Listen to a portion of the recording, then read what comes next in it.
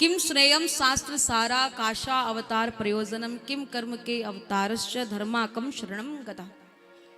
पहला प्रश्न किया मानव का कल्याण कैसे हो, दूसरा प्रश्न किया भगवान के अवतार कितने, तीसरा प्रश्न किया अगर प्रभु का नाम अजन्मा है तो वो देवकी और कौशल्या के पुत्र क्यों बन करके आए। चौथा प्रश्न किया सभी देवी देवताओं में बड़े कौन हैं। पांचवा प्रश्न किया वक्ता श्रेष्ठ कौन होता है, जो अपनी छोटी बात को बड़े रूप में कह दे वह, या फिर अपनी बड़ी बात को छोटे रूप में कह दे वह। छठवां प्रश्न किया है भगवान जब अपनी लीलाओं को करने के लिए धराधाम पर आते हैं और जब लीला करके चले जाते हैं तो फिर धर्म किसकी शरण में जाता है। सूजी महाराज कहते हैं मैं आप सभी के उत्तर देने से पूर्व श्री सुखदेव प्रभु को प्रणाम करना चाहता हूं।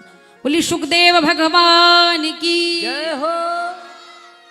श्री सुखदेव प्रभु जिनके पिता हैं वेद व्यास जी महाराज। वेद व्यास जी महाराज 4 वेद 17 पुराण लिख चुके हैं परंतु मन को शांति नहीं मिली है। नारद जी महाराज का पधारना हुआ, बोले भगवान उदास कैसे बैठे।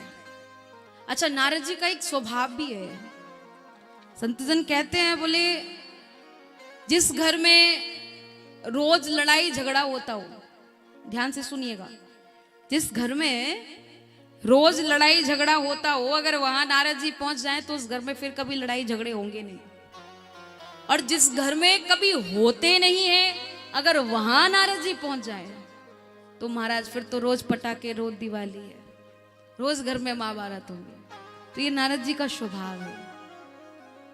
और भागवत जी में तो यहाँ तक भी लिखा है नारदो दैव दर्शना, जिसे नारद जी का दर्शन हो जाए ना फिर उसे भगवान का दर्शन सहज ही हो जाता है। बोलो राधे राधे। राधे राधे। ऐसे थोड़ी बोलना है, जोर से कहिए राधे राधे। तो महाराज नारद जी महाराज पहुंचे हैं, पूछा क्यों परेशान हो। बोले मैंने 4 वेद 17 पुराण लिखे पर फिर भी मन को शांति नहीं मिली। बोले अभी तक वह नहीं लिखा जो लिखना चाहिए। बोले क्या। बोले भगवान की भागवत कथा। तो नारद जी ने वेद व्यास जी को चतुश्लोकी भागवत श्रवण कराई है। वेद व्यास जी महाराज ने गणेश जी के माध्यम से भागवत लिखी है। भागवत लिख गई परंतु कोई वक्ता नहीं है। वक्ता के लिए सभी संत मिलकर के महादेव से प्रार्थना करते हैं। महादेव ने कहा आप जाइए, निश्चिंत रहिए, वक्ता की व्यवस्था हम कर देंगे।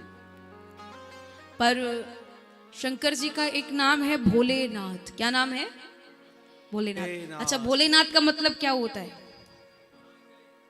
हाँ भोलेनाथ का मतलब पूछा है, महादेव नहीं पूछा है हमने। भोलेनाथ का मतलब जो बात को भूल जाए वही तो भोलेनाथ है। भोले भाले सीधे साधे। तो ऐसे भोलेनाथ महाराज नारद जी गए। नारद जी ने विचार किया, बोले क्या किया जाए। वेद व्यास जी ने महादेव को कहा पर महादेव भूल चुके हैं, समाधि में बैठे। नारद जी बोले अब हमें ही कुछ करना पड़ेगा। नारद जी महाराज कहते हैं बोले 3 देवता हैं। आप लोग जानते हो कौन कौन से 3 देवता हैं? ब्रह्मा विष्णु महेश। नारद जी बोले ब्रह्मा जी की अर्धांगिनी है ब्रह्माणी, शंकर जी की है, और लक्ष्मी जी किनकी है? नारायण की।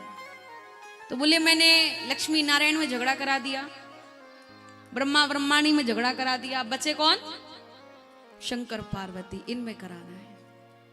और सच्चाई यही थी कि महादेव और शंकर में और देवी पार्वती देवादिदेव महादेव जो हैं इनमें कभी कोई क्रोध इत्यादि का कार्य भी नहीं था। बहुत प्रेम था एक दोनों में। पर कभी कभी थोड़ा थोड़ा इतना ही भाव उठता था कि महादेव को सबसे ज्यादा प्रिय है भांग और मैया को वो भाती नहीं है। मैया घोटना उतना उचित नहीं मानती क्योंकि राजकुमार महाराज श्री हिमालय की पुत्री है, तो आखिर में तो राजकुमारी है और राजकुमारी रहेगी तो फिर ये सब कार्य शोभा देता नहीं है। तो बोले मुझसे ये काम नहीं होता, मैं सारे काम करने के लिए तैयार हूं पर ये वाला काम मुझे शोभा नहीं देता है। इसी बात पे झगड़ा होता था, बाकी और कोई बात ही नहीं थी झगड़े की। तो एक बार मैया ने कहा भगवान क्या सेवा की जाए। महादेव बोले भांग। भांग का नाम सुनते मैया को तो क्रोध आ जाता है। सारे काम करने के लिए तैयार हूं, ये भांग वाला मुझसे नहीं होता है।